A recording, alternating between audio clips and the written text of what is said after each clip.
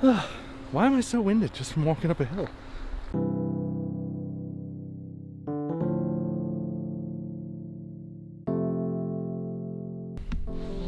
There we go, that's better. So Fujifilm have released their new firmware update for the X-H1, which is what I have here.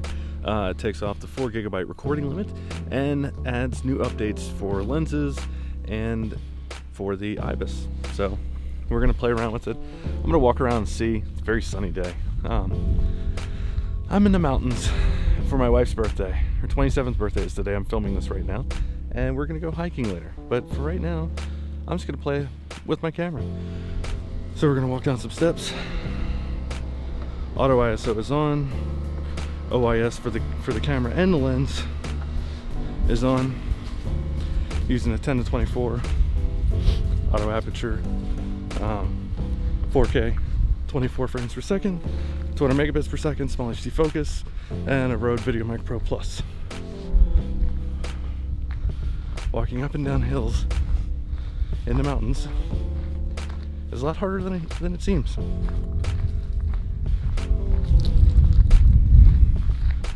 And it's cold. But yeah, I'll walk up this hill a little bit, then I'll walk back down, and then we'll go walk back up the steps. No crab walking normally. Gravel road, as you can see behind me. We're gonna go hiking later, so we'll get a real test of how the new firmware acts in extreme conditions. Now we're gonna walk back up these steps. Again, no crab walking, no specialty walking, one step at a time, walking normally.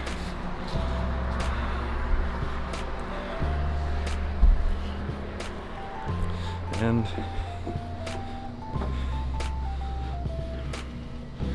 auto ISO, auto aperture, yeah. Auto focus, auto everything. Except for shutter speed, that's set at 48. Okay, I'm gonna do the new firmware and we'll talk to you in a little bit. Now I've just downloaded firmware version 2.0 on the Fujifilm X-H1. So settings are all the same, ISO, auto, auto aperture, OIS on the 10-24, and obviously IBIS turned on. And I'm gonna be just walking, doing the same thing that I did the last time with the other firmware. What was it, like 1.12 or something? I don't know, or 1.2, something like that. Anyway, so walking, I can already notice a difference. So before I started recording, I turned on the camera and just happened to just kind of look at the, you know, how the camera was doing when I was walking, and I was like, oh my god, you can already tell a difference. So we'll see how much of a difference there is once I get to the computer. But yeah, small HD focus, Rode VideoMic Pro Plus. Whoa, a little divot in the gravel road there. Again, normal walking, no crab walking, no special walking. Same thing.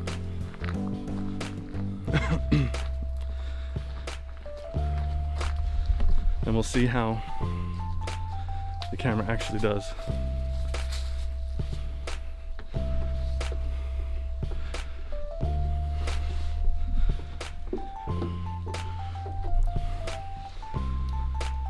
Whew. All right, now let's go back downstairs.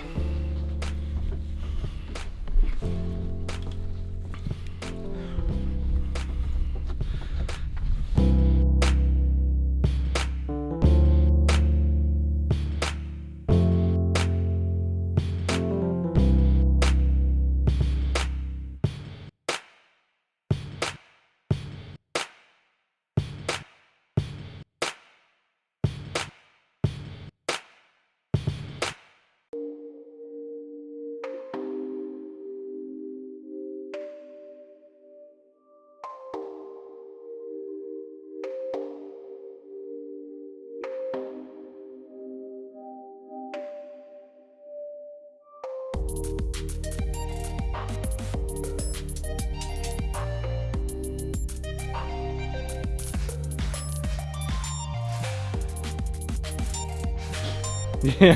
Hey. That was a big one I just hit. That was a big pile of mud. Not the band. Whoa. This is a perfect way to test the IBIS. Whew.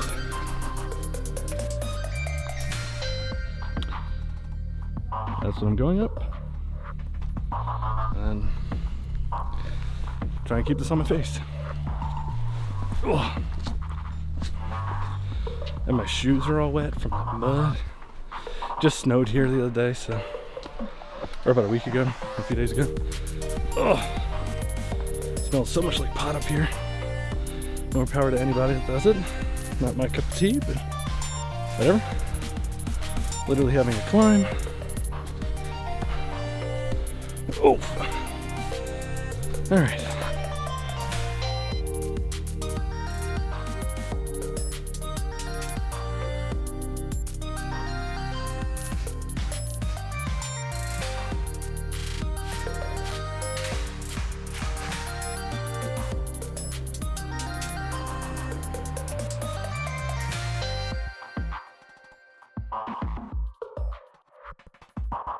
Coming down this hill, I'm about to show you how treacherous it can be. There we go. It's my wife going down.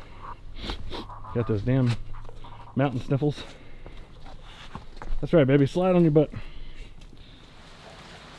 So after spending a day playing around with the new firmware, version 2.0 for the X-H1, I've come to a few conclusions. One, the IBIS is definitely better. It allows the already fantastic face auto tracking on the X-H1 to be that much sharper, that much better, and the algorithm has definitely changed enough that you can see so much more of your face if you're vlogging or anything else. But there is one thing that I feel as though has been added, and that is a jelly effect, or jello effect, whatever you want to call it. And I've only noticed that effect on a 12mm Rokinon Cine lens that I have before this firmware. So, and that obviously doesn't have any image stabilization, and it doesn't really have any sensors or anything passing to the camera.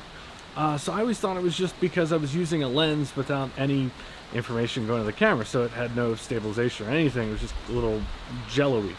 And I noticed that with the 10-24, that it can have a jello-y effect when in certain circumstances, like if you are hand-holding the camera and you are just pointing it at something, there's a little jelly effect going on the sides, sometimes on the center. And maybe this is part of the algorithm to help the sensor, help the camera actually be able to keep up with your face or keep up with what it's focusing on. I'm not sure. But other than that, the 4GB record limit was always a massive pain to me. But now, it's gone.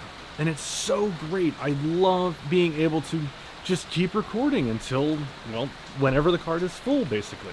And also only having 1 or 2 videos to put into my timeline instead of 10 or 12. And the last thing that I love, where the X-H1 was already a really good camera, now it's just that much better for everyday use, for anyone and everyone, really. I have a GH5, and I love my GH5. But sometimes I just love the usability of the X-H1 a little bit more. It just kind of depends on my mood during the day. Now, how is this when it stacks up to the GH5? I don't know yet. When I get home, I'm going to run some tests. I'm going to put both cameras to their paces and see which one is better. And I have a feeling the GH5 is still going to be a little bit ahead, but the X-H1 has definitely made great strides. So if you're thinking about picking up an X-H1 after this firmware version 2.0, I say do it. I don't know what you've been waiting for. After the 2.0 firmware, it's just that much better. There's no reason to deny it as a fantastic camera and as a great camera against a Sony a7 III or any of the A7 cameras. Look, a7 III, 8-bit 420 4K. X-H1, 8-bit 420 4K. So, you know, the IBIS in this is definitely, from what I've seen, better than the a7 III. And also, a lot of people have shown that the autofocus is just as good, if not better at times. So I definitely trust this camera. And yesterday, I didn't even use it with a monitor. So you can see that I didn't have my small HD focus. I wasn't using it at all. So it makes it that much more reliable, and it makes me feel better about having a camera that doesn't have a monitor, knowing that it's constantly going to track me and actually have my back and take care of it. Look, if you like this video, hit the like button. If you didn't, hit that dislike button twice. Really let me know how much you hated it. And, of course, comment, subscribe, hit me up on Twitter, hit me up on Facebook, Instagram, all that stuff. You know how to find me. I'll see you in the next video in another few months.